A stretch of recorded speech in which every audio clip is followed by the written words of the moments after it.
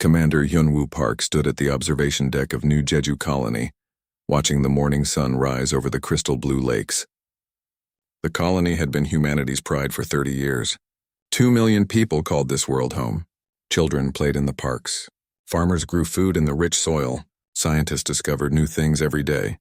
Everything changed when the sky turned black. Dr. So-Min Lee was working in her lab when the alarm started. She ran to the window and saw them. Hundreds of alien ships filled the sky like dark clouds.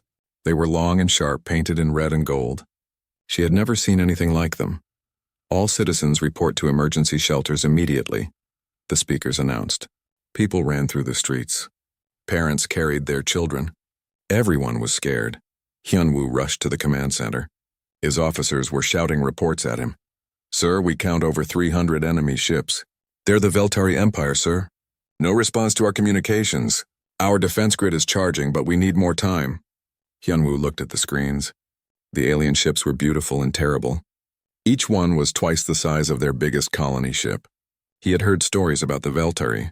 They were warriors who took planets by force. They showed no mercy to those who stood in their way. "Send a message to all human colonies," Hyunwoo ordered. "Tell them we're under attack," but it was too late for warnings. The communications officer turned pale. "Sir, we're getting emergency signals from Eden's Rest colony. They're under attack too." More reports came in. New Busan colony was burning. Harmony Station had gone silent. The Veltari were hitting every human settlement at the same time. So-Min ran into the command center. "Commander, the first wave of civilian ships just launched, but we can only evacuate 10,000 people. We need more time." Through the windows, they could see the evacuation ships rising into space. Small transport vessels carried families away from their homes. Many people would have to stay behind. The Veltari ships moved into attack position. They were so large they blocked out the sun. Admiral Kexthor's voice came through the speakers. His words were translated by the computer.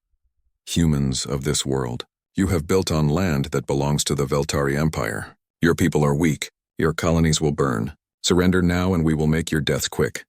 Hyunwoo grabbed the microphone. "This is Commander Park of New Jeju Colony.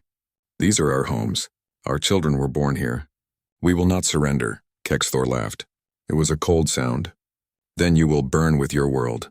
The first bombs fell like falling stars. They hit the shield generators around the colony. Each explosion sent shockwaves through the ground. So-Min watched the shield strength numbers drop on her screen.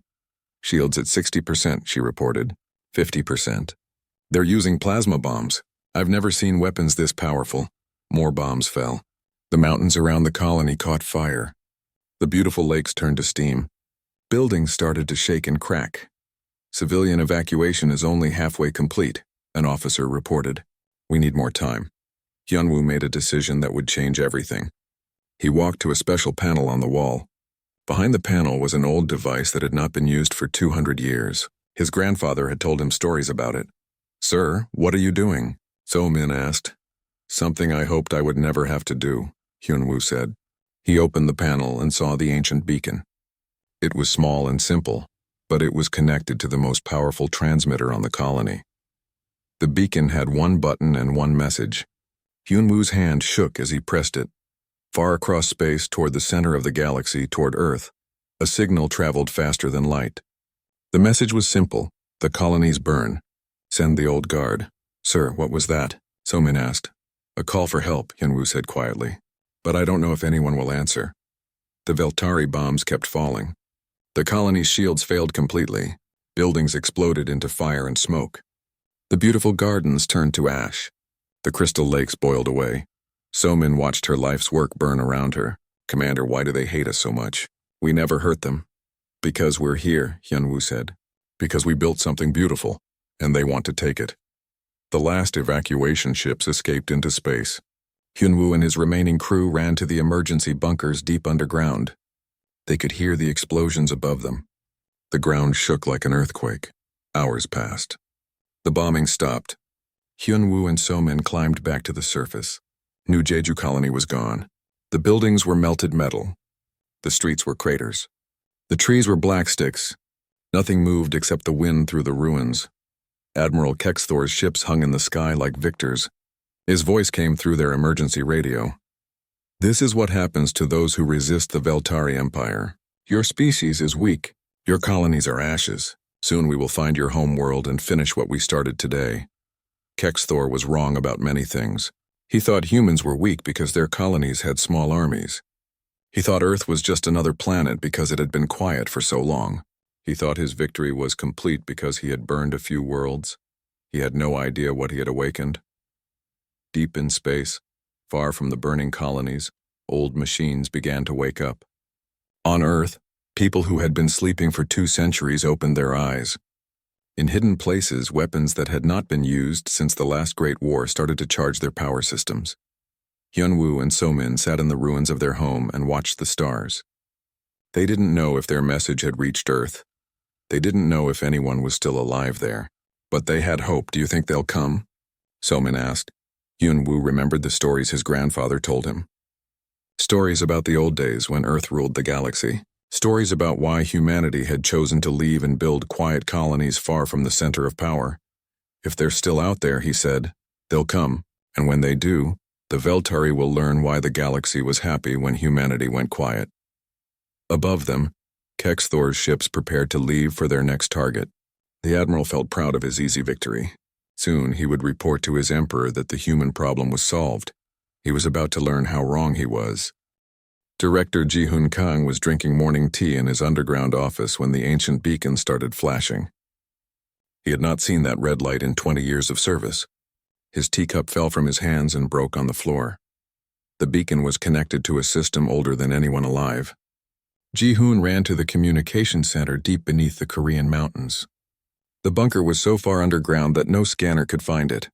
His staff looked confused when he burst through the doors. "Sir, what's wrong?" asked Lieutenant Hae-jin. Cho Ji-Hoon pointed at the beacon. "How long has that been flashing?" "About 10 minutes, sir." "We weren't sure what it meant." Ji-Hoon felt his heart beat faster. "It means the colonies are under attack. It means someone pressed the emergency button we hoped would never be used." He walked to an old computer terminal that looked different from all the others. This one had thick cables running into the ground. This one was connected to systems all over Earth that most people had forgotten about. "Sir, should we send a response message?" Hae-jin asked. "No," Ji-Hoon said. "We send everything." He typed in a code that had been memorized by only 12 people on Earth. The computer asked him to confirm 3 times. Each time Ji-Hoon pressed yes. Far above them, in the asteroid belt around Earth, something began to move. Captain Yoonji Shin had been sleeping in her command chair when the alarm woke her up. The bridge of the TDS Fury was dark and quiet. Her ship had been hidden in the asteroid field for 15 years. Most of her crew thought they were just watching and waiting for nothing. "Captain, we're receiving activation codes," reported her communications officer. Yoonji looked at her screens. Around her ship, 11 other massive vessels began to power up. These were not the small ships that carried colonists to distant worlds. These were warships built for destruction. The TDS Fury was 800 meters long and covered in weapons. Her sister ships were just as powerful. Together they could destroy entire fleets. They had been sleeping in the dark for decades, waiting for this moment. "Signal the fleet," Yoonji ordered. "Begin Protocol 7. All over Earth, things that had been sleeping started to wake up. In the deep ocean trenches, massive shipyards began to rise from the sea floor. Admiral Tae-Hyun Yoon felt the cold metal of his cryogenic pod opening around him. He had been asleep for 30 years waiting for this day. Around him, thousands of other soldiers were waking up too. These were veterans of the Century War.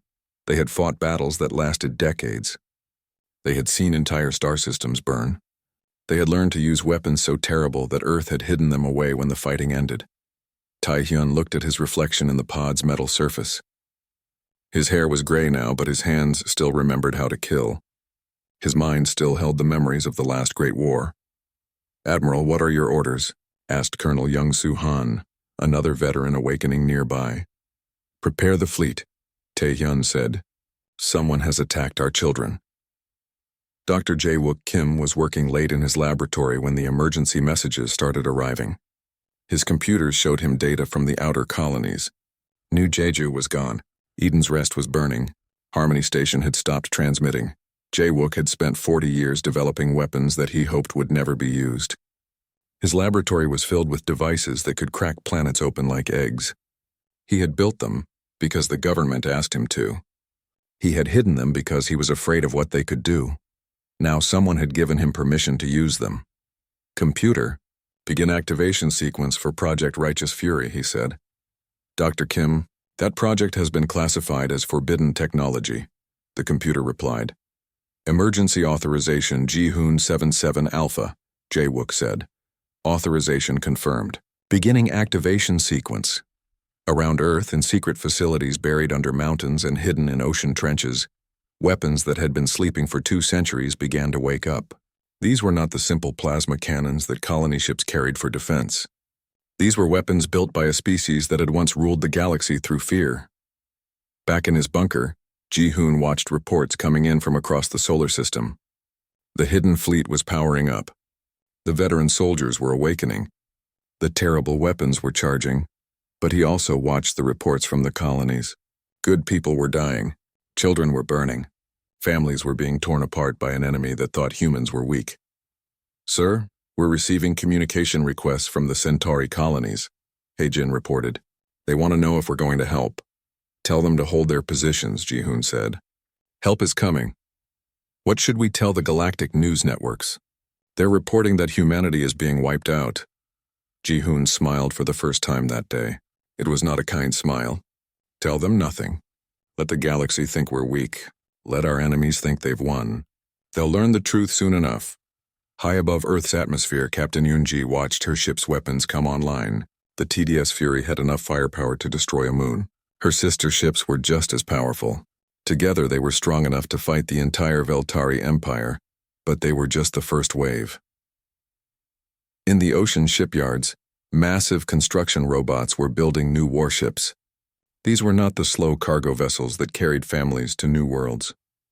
These were fast attack ships designed for one purpose: war. Admiral Tae-hyun walked through the halls of the military complex. Soldiers who had been sleeping for decades were putting on armor they had hoped never to wear again. These men and women had fought in battles across the galaxy. They had learned hard lessons about what it took to win against impossible odds. Admiral, the transport ships are ready, Colonel Young-soo reported. We can have the first wave of troops in space within 6 hours. Make it 4 hours, Tae-hyun ordered. Our people are dying while we prepare. Dr. Jae-wook looked at his most terrible creation.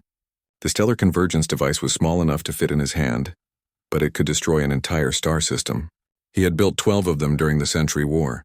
He had hoped they would rust away in storage. Now he was polishing them for use. Earth had been silent for 200 years. The galaxy thought humanity had become peaceful farmers and scientists. They thought the human military was made up of small patrol ships and basic defense systems. They were about to learn that Earth's silence had never been weakness. It had been mercy. The colonies were burning, but Earth was awakening. Soon, the Veltari Empire would face the full fury of a species that had once conquered half the galaxy. They would learn why other alien races had begged humanity to leave and build quiet colonies far away. They would learn why the galaxy had been so much more peaceful when Earth stayed quiet, and they would learn that some sleeping giants should never be awakened. Supreme Commander Veltash stood on the bridge of his flagship, looking down at the burning remains of what had been humanity's largest colony. The attack had taken only 6 hours. His forces had destroyed 12 human settlements without losing a single ship. Sir, our scouts report no remaining human military presence in this sector, reported his aide, Captain Morden. The species appears to have no real defense fleet. Veltash nodded with satisfaction. The humans had been easier to defeat than he had expected. Their colonies were poorly defended. Their ships were slow cargo vessels with basic weapons. Their soldiers fought bravely but had old equipment and small numbers. Send a message to the Emperor, Veltash ordered. Tell him the human problem has been solved. Their colonies are ashes. Their species is broken. But across the galaxy, hidden in a cloaked observation post between 2 dead moons, Intelligence Officer Dal-Soo Choi was watching something that would have terrified Veltash if he had known about it. Dal-Soo's screens showed massive energy readings coming from the Sol system. Ships were moving in Earth's asteroid belt.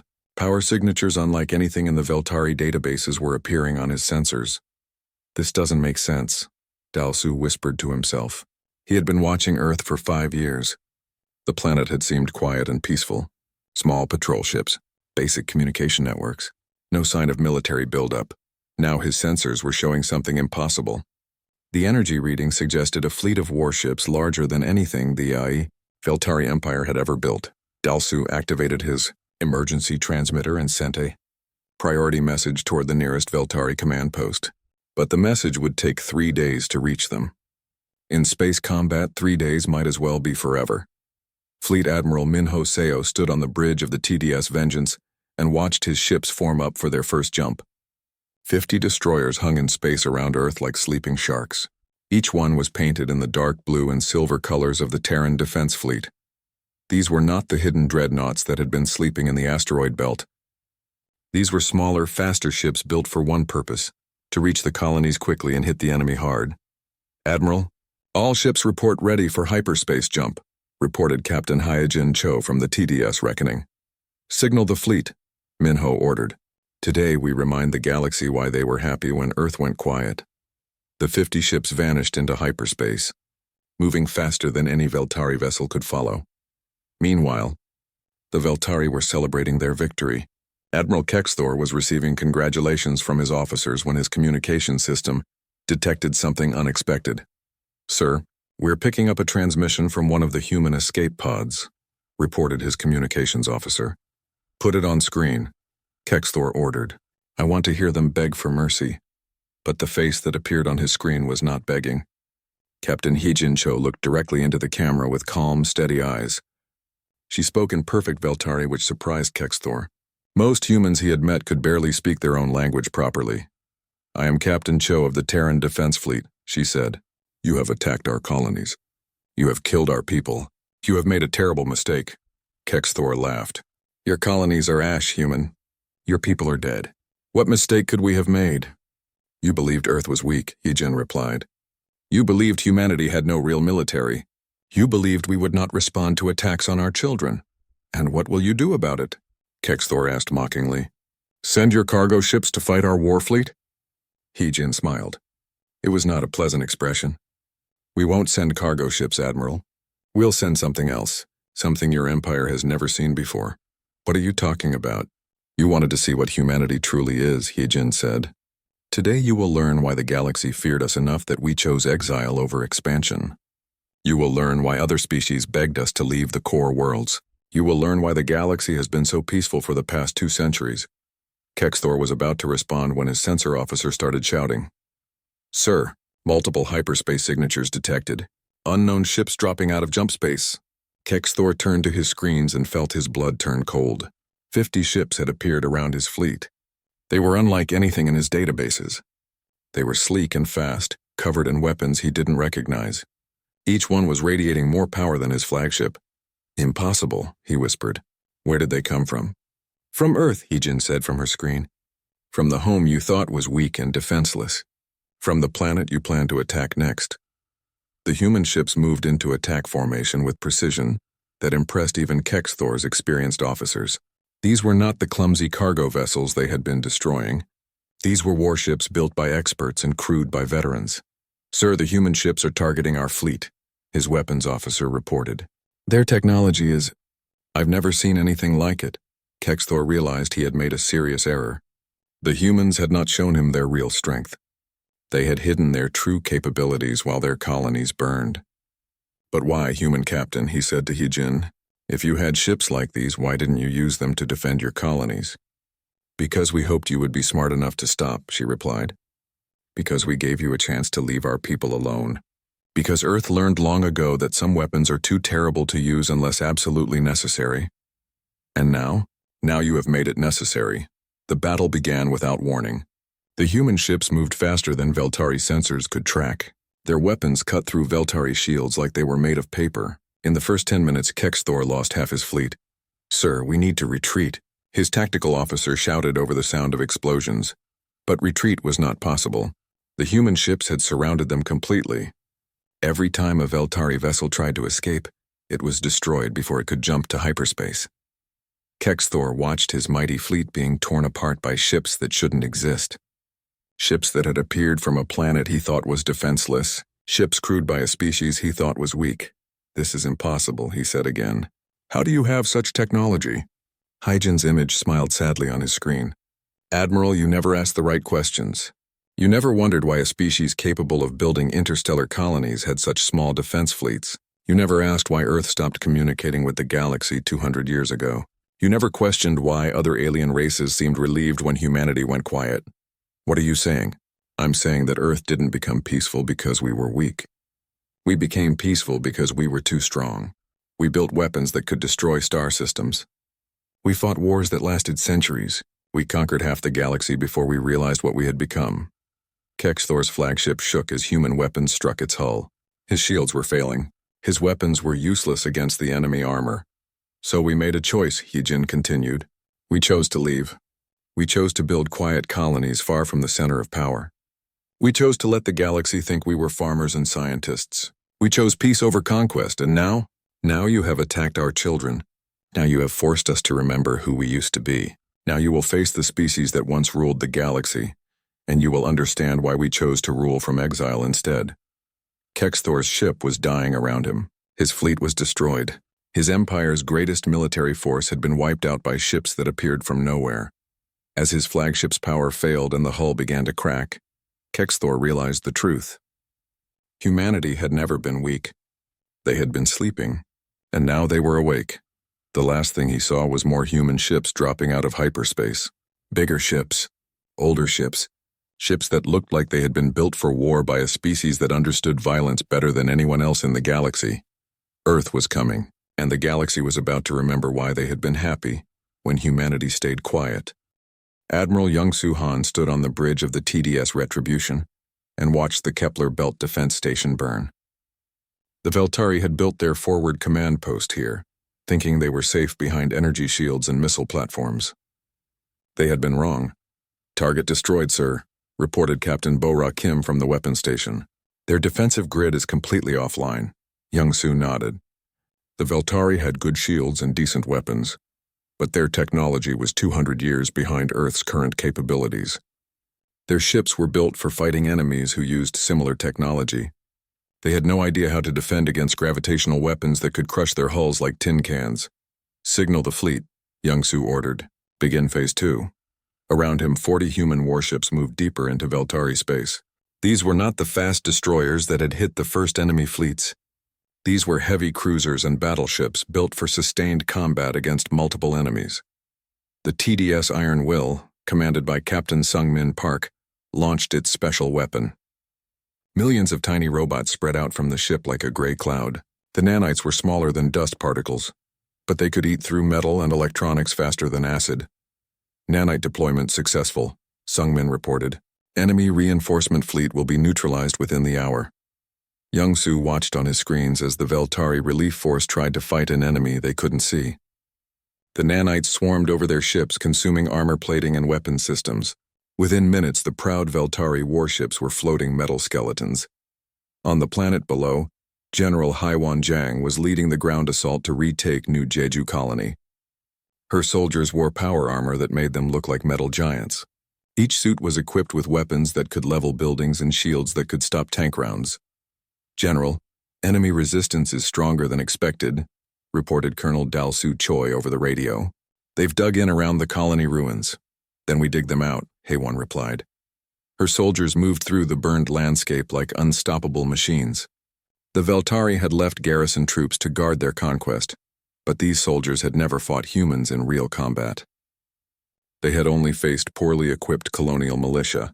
Now they faced Earth's professional military. Sergeant Wan Young-Song activated his suit's heavy weapons. A beam of concentrated energy cut through the Veltari bunker like it was made of paper. The aliens inside barely had time to scream before they were vaporized. "Section clear," he reported. "Moving to next objective." The battle for New Jeju lasted only 4 hours. When it was over, every Veltari soldier on the planet was either dead or running for their ships. The few who escaped would carry stories about human soldiers who fought like demons and couldn't be killed. In space, the war was going even worse for the Veltari Empire. Admiral Tae Hyun-yoon commanded the main battle fleet from his flagship, the TDS Eternal Fury. Around him, 60 of Earth's most powerful warships were advancing toward the Veltari home system. "Sir, we're receiving a transmission from Emperor Zulmak himself," reported his communications officer. "Put him through." Taehyun ordered. The Veltari Emperor appeared on screen. He was old and scarred from many battles, but his voice shook with fear when he spoke. "Human Admiral, I propose we negotiate an end to this conflict," Zulmak said. "Surely we can reach an agreement that benefits both our species." Taehyun looked at the Emperor with cold eyes. "You want to negotiate? After you burned our colonies? After you killed our children?" "We were expanding our territory," Zulmak explained. "It was nothing personal. Your colonies were simply in our way." "Nothing personal?" Taehyun repeated. "Tell that to the families you murdered. Tell that to the children who burned alive while you watched." Ambassador Do-yeon Lee stepped forward. She had been sent by Earth's government to deliver humanity's official response to any surrender offers. "Emperor Zulmak," she said formally, "the United Colonies of Earth have considered your request for negotiations. Our response is simple. You showed our children no mercy. We will show you none." The transmission ended. Zulmak stared at the blank screen, realizing that his empire was about to face total war against an enemy that would accept nothing less than complete victory. Dr. Kyung-ho Bae was working in his laboratory aboard the TDS science vessel when he received authorization to deploy humanity's most terrible weapons. The stellar convergence devices had been built during the Century War, when Earth fought against 3 alien empires at the same time. Each device was small enough to hold in one hand, but it could destabilize an entire star. When activated near a sun, it would cause the star to collapse and then explode, destroying every planet in the system. "Dr. Bae, target coordinates have been confirmed," his assistant reported. "The Veltari military system of Kethmore." Kyung-ho looked at the device in his hands. Kethmore was home to the Veltari's main fleet yards and training academies. It had no civilian population, only military personnel and their families. "Sir, are you certain about this?" his assistant asked. Kyung-ho thought about the reports from New Jeju. He thought about the children who had died in the bombing. He thought about the families who had been separated forever. "Arm the device," he ordered. The TDS science vessel jumped into the Kethmore system and released the small device near the system's star. Then it jumped away to a safe distance. 3 hours later, the star began to collapse. The Veltari ships in the system tried to escape, but the gravitational effects were too strong. The star exploded with the force of 1 billion nuclear bombs. When the light faded, the Kethmore system was gone. 8 planets, hundreds of ships, and 50,000 Veltari military personnel had been erased from existence. The message spread through the Veltari Empire faster than their ships could travel. Humanity had weapons that could destroy entire star systems. Earth was not just winning the war. Earth was erasing their enemies from existence. Emperor Zulmak called an emergency meeting of his military council. His generals and admirals looked afraid for the first time in their careers. "How is this possible?" General Vortak demanded. "How does a peaceful species have such weapons?" "They were never peaceful," Admiral Meldar replied. "They were just sleeping." "What do you mean?" "I've been reading the old records," Meldar explained. "From before humanity went quiet. They didn't start as farmers and scientists. They started as conquerors. 300 years ago, humans controlled half the galaxy." The room fell silent. Nobody had known this history. "Why did they stop?" Vortak asked. "Because they got tired of war. Because they built weapons so terrible that they scared themselves. Because they realized they could destroy the entire galaxy if they wanted to. So they chose to leave? They chose exile over extinction. They built colonies in empty space and let the galaxy think they were weak, and we believed it." Emperor Zulmak realized the full scope of his mistake. He had not attacked a weak species. He had awakened a sleeping giant that had chosen peace over power. "Sir, we're receiving another transmission," his communications officer reported. "It's from Earth." President In-ho Choi appeared on the screen. He was an old man with kind eyes, but his voice carried the authority of someone who spoke for an entire species. "Emperor Zulmak," he said calmly, "you have seen what happens when you attack our children. You have seen what our weapons can do to your worlds. You have one choice remaining." "What choice?" Zulmak asked. "Complete surrender. Your entire empire, your entire military, your entire government. Surrender everything and we will allow your people to live." "And if we refuse?" President In-ho's expression didn't change, but his words sent fear through every Veltari who heard them. "Then we will do to your home system what we did to Kethmore. We will erase your empire from existence. We will make sure that no trace of the Veltari survives to threaten anyone ever again." The transmission ended. Emperor Zulmak looked around at his advisors. They all knew the same truth. They could surrender and live as prisoners, or they could fight and die as their worlds burned. The choice was simple. But for a proud warrior species, it was the hardest decision they had ever faced. Fleet Admiral Wan Young Song stood on the observation deck of the TDS World Killer and looked down at the Veltari homeworld. The planet was beautiful, with blue oceans and green continents. Billions of people lived there. Most of them had never hurt a human being, but their leaders had made a choice to attack Earth's children. Now they would all pay the price. Admiral, the Veltari government is requesting permission to surrender, reported Captain Nari Lim from the communication station. Wan Young looked at the 12 massive ships floating around him. Each world killer was designed for one purpose: to crack planets open like eggs. They were humanity's most terrible weapons, built during the darkest days of the Century War. Tell them they have 1 hour to send their emperor to my ship, Wan Young ordered. If he's not here by then, we begin orbital bombardment. On the planet below, Emperor Zulmak was preparing for the most humiliating moment in Veltari history. His empire had ruled 50 star systems. His fleets had conquered dozens of species. His armies had never known defeat. Now he was about to kneel before humans and beg for his people's lives. Your Majesty, the transport is ready, his aide reported. Zulmak looked around his throne room one last time. The walls were covered with paintings of great Veltari victories. Statues of famous generals lined the halls. Everything here spoke of power and conquest. Soon it would all belong to Earth. The journey to the human flagship took 30 minutes. Zulmak tried to prepare himself for what he would see, but nothing could have readied him for the TDS World Killer. The ship was enormous. It was bigger than the largest Veltari space station. Its hull was covered in weapons that could destroy continents. Its engines could push it faster than any ship the Veltari had ever built. This is just one ship, Zulmak whispered to himself. How many more do they have? Ambassador Jia Young Kang met him at the airlock.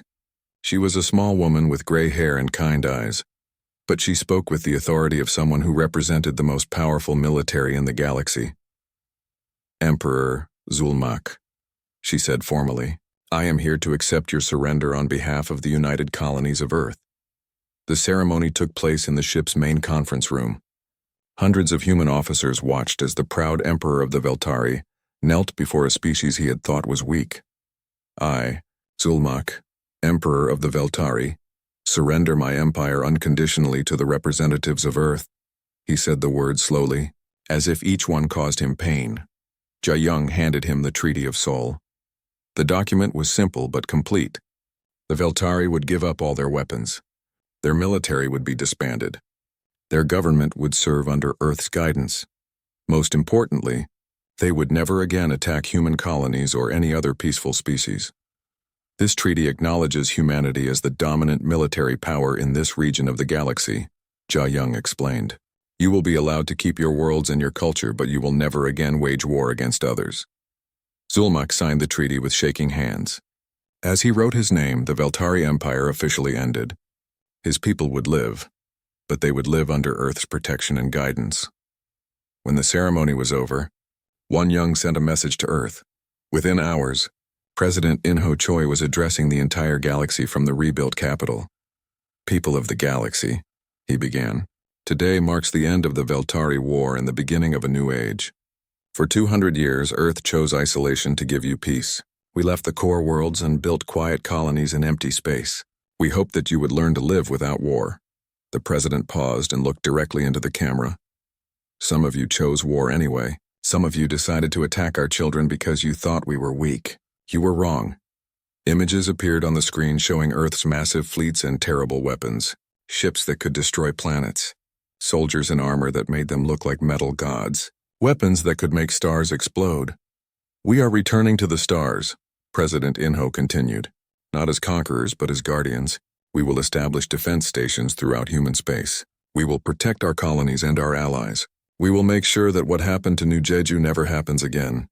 He leaned forward and his voice became harder. But understand this. We are not interested in ruling other species. We are not interested in taking your worlds or your resources. We are only interested in protecting our people and maintaining peace. The president's final words sent a clear message to every government in the galaxy. Touch our people again, and you will face not our colonies. You will face Earth itself. When the broadcast ended, the galaxy understood that everything had changed. Humanity was no longer the quiet species that built farms on distant worlds. They were the sleeping giant that had awakened. Commander Narration was put in charge of rebuilding the destroyed colonies. She stood in the ruins of New Jeju and watched construction robots clear away the melted buildings. "Commander, the new city plans have been approved," reported her assistant. "We can begin construction of the civilian areas next week." Nari nodded. New Jeju would rise again, but this time it would be different. The new colony would have defense systems that could stop entire fleets. It would have weapons that could fight back against any enemy. Most importantly, it would have the protection of Earth's military. High above the planet, Admiral Dongwook Yang commanded the new defense station. The TDS Guardian was not as large as a world killer, but it was more than powerful enough to protect the colony below. "Admiral, we're receiving the daily reports from the other stations," his communications officer reported. Dongwook looked at the status board. 50 defense stations now protected human space. Each one was staffed by veterans from Earth's military. Each one was equipped with weapons that could destroy attacking fleets. "Any signs of trouble?" he asked. "No, sir. All sectors report peaceful conditions. Several alien governments have sent messages requesting trade agreements." Dongwook smiled. The galaxy was learning to respect humanity again, but more importantly, they were learning to fear what would happen if they attacked human civilians. On Earth, Dr. Kyung-ho Bae was putting his terrible weapons back into storage. The stellar convergence devices would sleep again, hopefully forever, but they would be ready if anyone else decided to test humanity's resolve. "Doctor, do you think we'll ever need these again?" his assistant asked. Kyung-ho looked at the small devices that could destroy star systems. "I hope not. But as long as there are species in the galaxy who think violence is the answer to their problems, we need to be ready." The galaxy entered a new age of peace, but it was a different kind of peace than before. This was not the peace of the weak hoping that the strong would leave them alone. This was the peace of the strong making sure that the weak were protected. Humanity had returned to the stars, and the galaxy was a safer place because of it. Emperor Zulmak, now living under house arrest on his homeworld, often looked up at the stars and remembered the day he thought attacking human colonies would be easy. He had learned the hardest lesson in galactic history: never wake a sleeping giant. The burned colonies became symbols not of humanity's weakness, but of the terrible price that anyone would pay for threatening Earth's children. They stood as monuments to the fury that waited beyond the Sol system, for any who would dare to test humanity's patience again. And in the deep reaches of space, the ships of the Terran Defense Fleet patrolled the darkness, making sure that the galaxy's newest golden age would last. They were the guardians that Earth had never wanted to be, but had always been capable of becoming. The sleeping giant was awake now, and the galaxy was finally learning to live in peace.